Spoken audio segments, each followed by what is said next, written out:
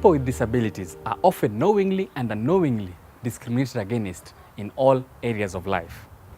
This is common at schools and at homes, where they are denied the same opportunities as those who are considered able-bodied, according to their own community perception of disability. The word disability is often defined in line with those who have physical disability, not looking at those inabilities that cannot be seen by the naked eye. As youth, we need to focus on changing the perception of disability and see how children and young people can be enabled in all their areas of life. So let's speak out on what's happening in our communities and work together with other community leaders for positive change. It is very easy to join U-Report. Conrad, let's show them how to join.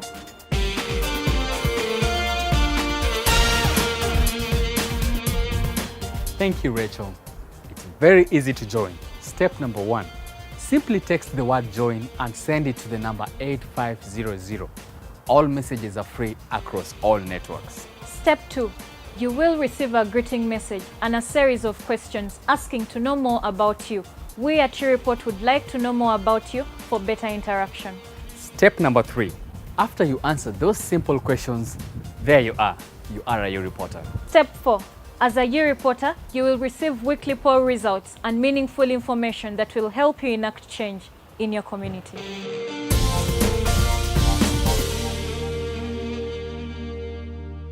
Youth with disabilities are among the most marginalized and poorest in Uganda. Their basic rights are not well met.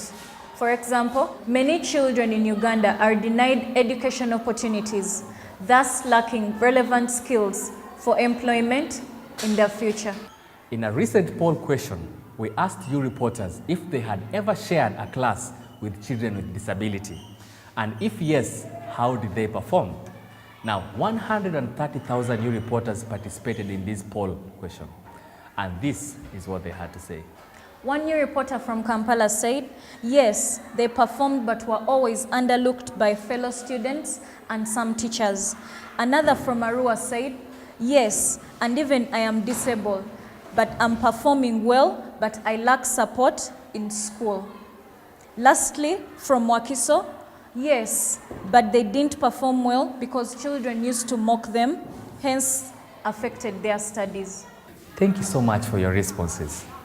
On a recent trip across the country, we met some young people living with disabilities who shared with us some of the challenges they face in accessing basic services such as education, health, and many others in their communities.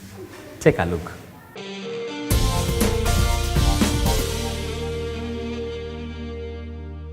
With transport, it's a big problem because with my size, if it is a public bus, I can access, but at times you also try to stop them and they first look at you and you're like, now what is this one look up to? At times they accept, but if I have a wheelchair, they will tell me your wheelchair is going to occupy more space, and for that reason you have to pay for the wheelchair. I remember one time I wanted to test my status about HIV, but the problem was there really, communication barrier was there because most of the nurses doesn't know sign language. And you know, for us the deaf people, example me, I only know sign language, and at times I can even write. I can write and I understand, but you know, there are some other words which he has no signs. Someone abused a disabled person, maybe he's taken to police or court, and the case, you find the case just there pending, there's no follow-up, there's no serious action taken against it. So it makes this kind of abuse to continue happening, because some of these policy implementers, there is some gap in their work. When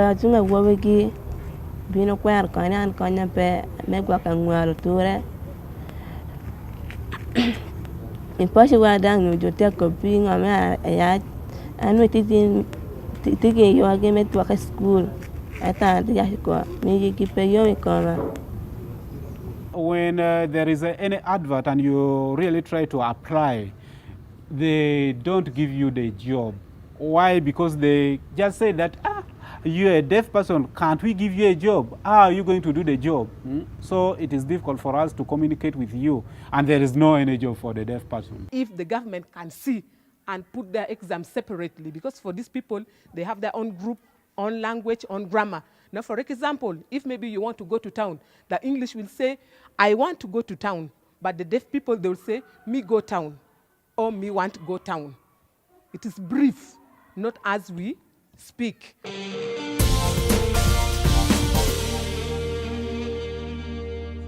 Some children living with physical disabilities in Uganda face a lot of challenges in accessing basic necessities like education and health.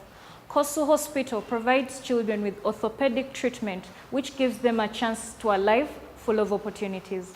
After the break, we meet some youth who have persevered through the education system in Uganda and are determined to help fellow youth who are going through the same challenge. Don't go away.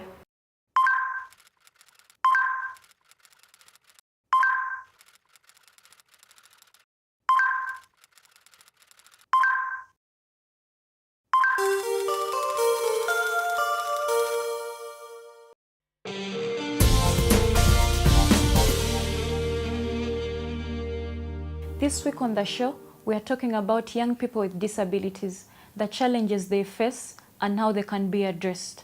With us today is Simon, a U-reporter, to tell us about his challenges as a deaf person. As a deaf person, there are many challenges. First of all, there is an issue of inclusion, how I'm included in the community. There are so many challenges there due to the absence of sign language. Sign language is a very important mechanism of communication if I or other deaf people are to be included in the community. But without the knowledge on sign language, I find it hard communicating with people out there, and then it leads to discrimination or isolation out of the community. That is the biggest challenge I face so far. And then secondly, in the area of education, sometimes we work so hard to learn, to go to school, but we as deaf persons, the way we learn, it is a visual. We learn by seeing things, but most of the times when they are teaching in schools, it is focused on speech and talking, so it becomes a challenge for us. It becomes a challenge for us as deaf people.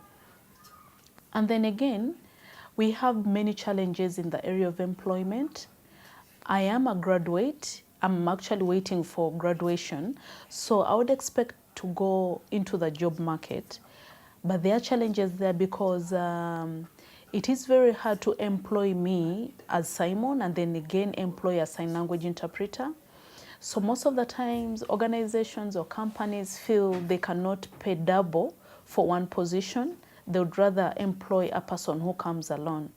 What are you doing as Simon to help the young people and the youth with disability?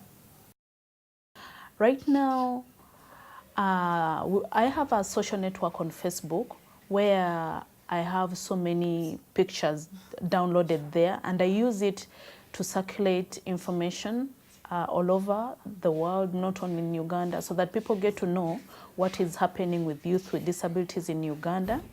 I do filming.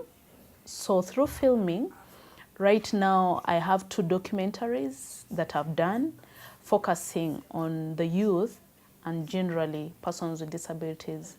So this is helping me to spread the message, information about youth with disabilities and the kind of challenges that they face, and also how we can work together to be able to solve these challenges. I'm also teaching the community sign language, so it teaches them to learn that if Simon can do something and they see that I'm actually doing some good work, then they can feel the rest of the youth with disabilities can do it too.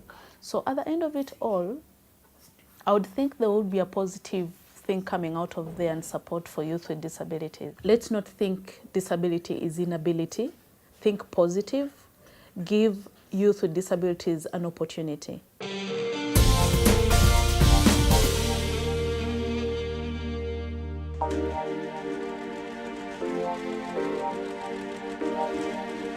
In a glass of 4 to 2 pieces, 20 light rice, 6 like both rice and meat.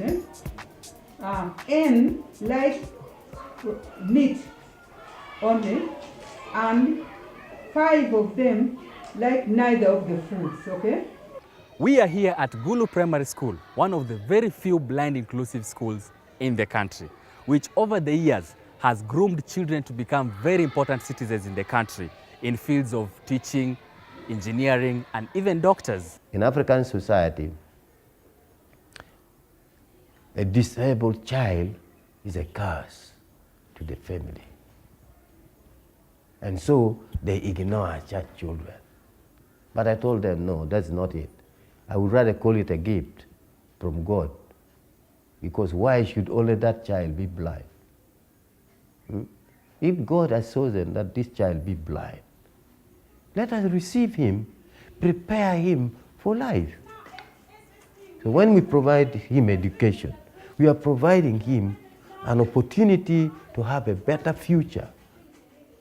Last year at A level in Gulai School here, the best student to go to university was a blind child.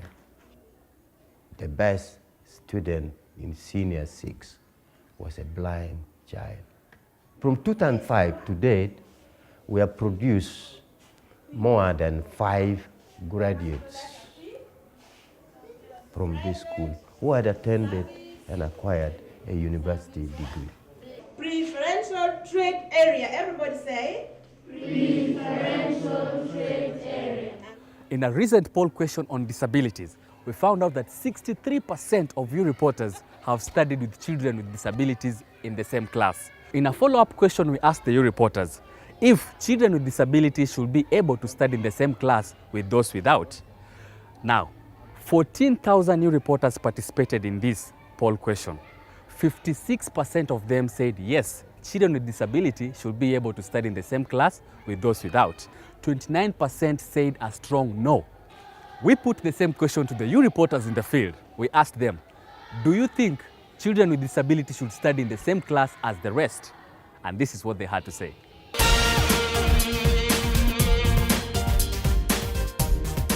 I don't see any need for them to be isolated from the community, from the schools which are mixed together with people who are not lame. So everybody and all these people can be together. Most of them, you find them very bright, but sometimes they access neglect from parents. They say that, no, this lame one should remain at home. Let me educate those ones who are okay. All teachers are not trained to teach disabled. They have their special, they call it special needs. For them, they are supposed to be catered for alone, and these ones also alone. It is really good to associate with them, to study with them, because if you maybe neglect them, they will have a feeling in their heart that, why am I being neglected? So it is not proper. It's the same knowledge we have to apply. We are all craving for, we are all looking for same knowledge with those ones with disabilities. Their disability does not mean their inability to do something. They also have to get the same rightful information like the very one the other people are getting. It's very okay to study with the people who have got disabilities, because they're human beings like I am. We have the same rights, same reasoning capacity, beat the disabled. Being disabled does not necessarily mean that even the brain is disabled. A parent can say, when asked that how many children do you have, that I have 10 children with a lame one, making 11. So that child is already isolated by even a parent. You find that here in Soroti district, we have a lame person in the council. He's a speaker, a deputy speaker for the council at the district level. That's why, to me, I consider lame people also to be more important and tremendous in the growth of the society.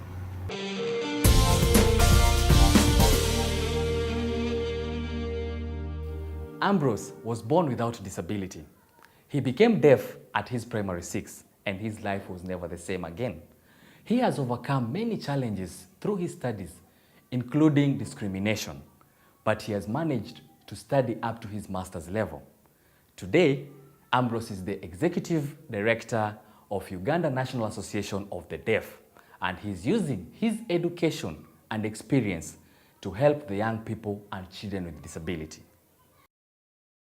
I dropped out of school for 2 years. I was at home seated because I did not know how to continue with school. So it was very challenging. I did not know what becoming deaf meant. I dropped out of school and I concentrated on shoe making. I was there briefly and I did not have a good future. That is what I felt. So I decided to go back to school in the mainstream. In school, I would sit near my friends in class and copy notes from my friends because I was deaf and I did not have interpreter in school. I was alone who was deaf and the colleagues could help me. But I'm happy with my school entirely. It really helped me. It helped the teachers during break and evening. I would share out with them writing, and that is how I went on. I have now completed my master's in social work and administration. Thank you very much. Based on your experience, do you think children with disability should study in the same class with those without disability?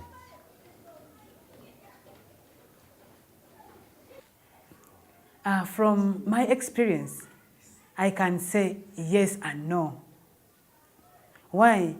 It depends on an individual and the type of disability. But if a person is born deaf, he cannot speak anything, no interpreters in school, in the mainstream, how social life, how will it be? And communicating with friends, how will it be? How will such a person learn? It is challenging. So it's an area where we need to do more research. But it is good if there are interpreters in school or if the teachers are able to use sign language, then can be in the mainstream. And also we have children with the epilepsy and the mental retardation in the mainstream is a question. I think inclusive education has a limit. In some areas it can work, in some situations it may not be able to work. That is my answer. What has been your contribution to young people and children with disability? UNAD, how we are helping youth with disabilities in different ways, in 3 areas: education, income generating activities, and capacity building. Under education, UNAD is supporting the very poor youth who are joining university and other different institutions. As of now, we have 40 deaf people who have been supported by UNAD. Some 15 are in universities, Chambogo University especially, others in other universities. And under vocational, we have a resource center here where we are giving skill to deaf people who have dropped out of school at primary level or secondary level. They come and learn from here. This is a vocational training center. We have 5 training areas. 1, carpentry, tailoring, ICT, knitting, and video making. That means deaf people come and we give them skills. These skills will help them to go on with life. People with disabilities have a lot of potential in participating in development processes of their communities. Unfortunately, they are always excluded from participating in such programs or offices of influence. After the break, we meet a member of parliament who shares with us a moving story about living with a disability. She's championing for specific laws in parliament that affect children with disabilities. Don't go away. If I'm to ask the government to change the education If system, for someone to go into marriage, the someone will never have a husband. The government can come in and say now. Have your say. Text the word join to 8500 for free. U-Report, because your voice matters.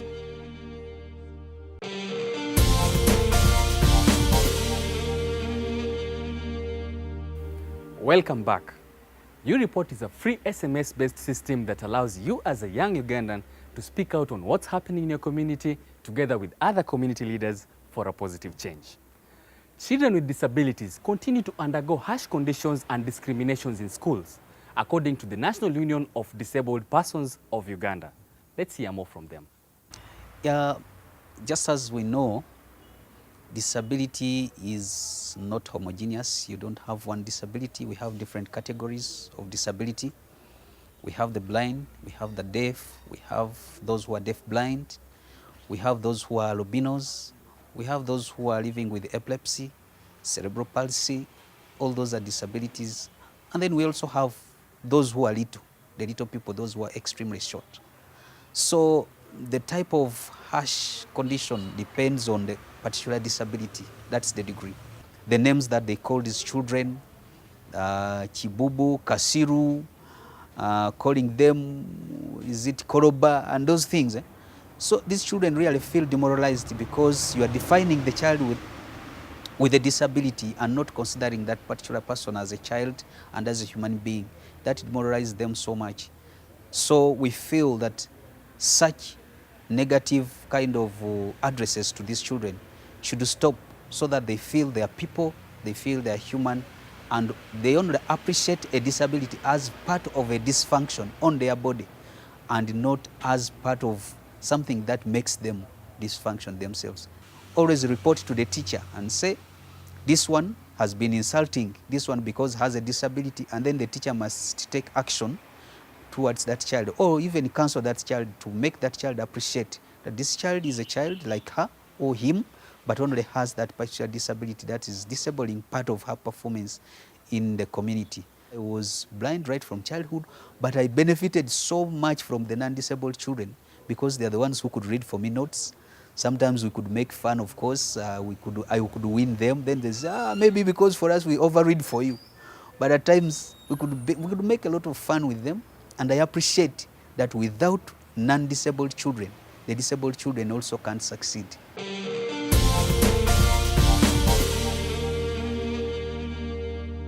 People living with disabilities are left out or overlooked when implementing community empowerment programs.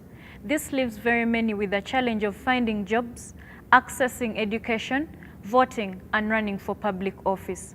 Honorable Babadri managed to go through all these challenges. Let's hear her story. I became disabled at adult age in 1990. Before I'm a teacher by profession, I was teaching biology and chemistry. See, many people think once you lose your sight, or you are deaf, or you are physically handicapped, you cannot do anything. So they will look at you as if it's somebody who is useless. Actually, the first instance was my headmaster wanted to delete my name from the payroll. Then I told him, no, headmaster, you cannot delete my name. I'm still able. When I go for my rehabilitation, I'll come back to teach. So I had to fight that negative attitude. And even with my own husband, he was shy about me. He loved me, but also he didn't want me to be outside. He wanted me to stay indoors at my house. So how are you using your position to influence change amongst children and the youth living with disabilities? So we work together with our members of parliament with disability to ensure that we have laws in favor of people with disability. We ensure that we have budget allocated for programs of people with disability. We advocate for the rights of people with disability. So that's what we do together.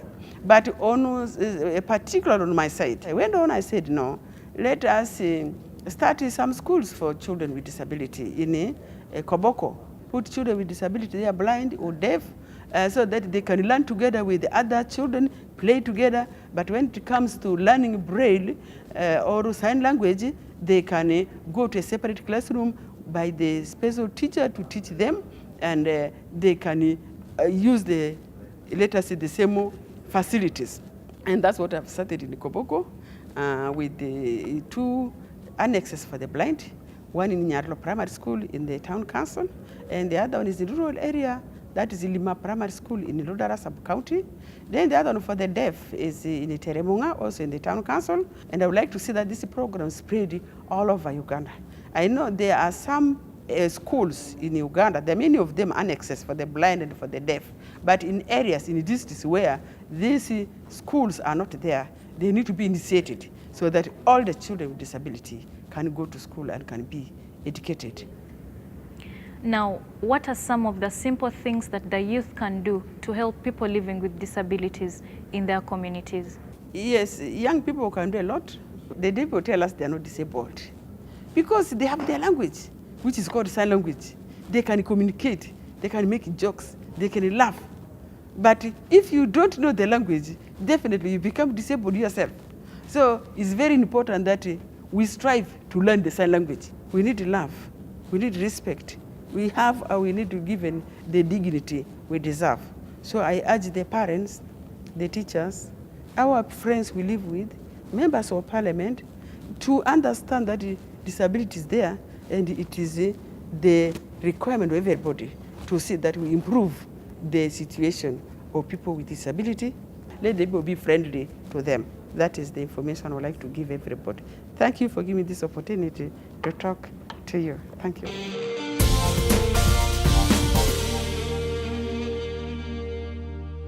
You too can be part of the change in your community.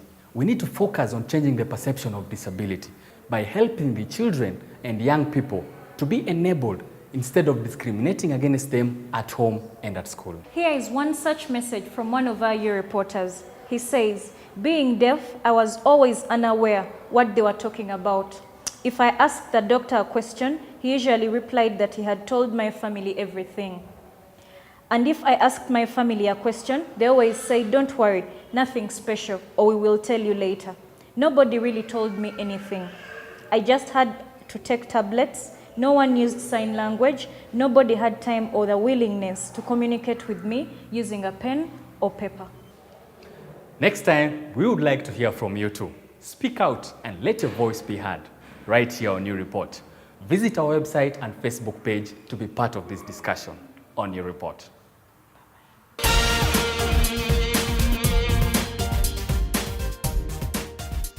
Hosu Hospital provides children with orthopedic. Over the years. Over the years. Don't laugh.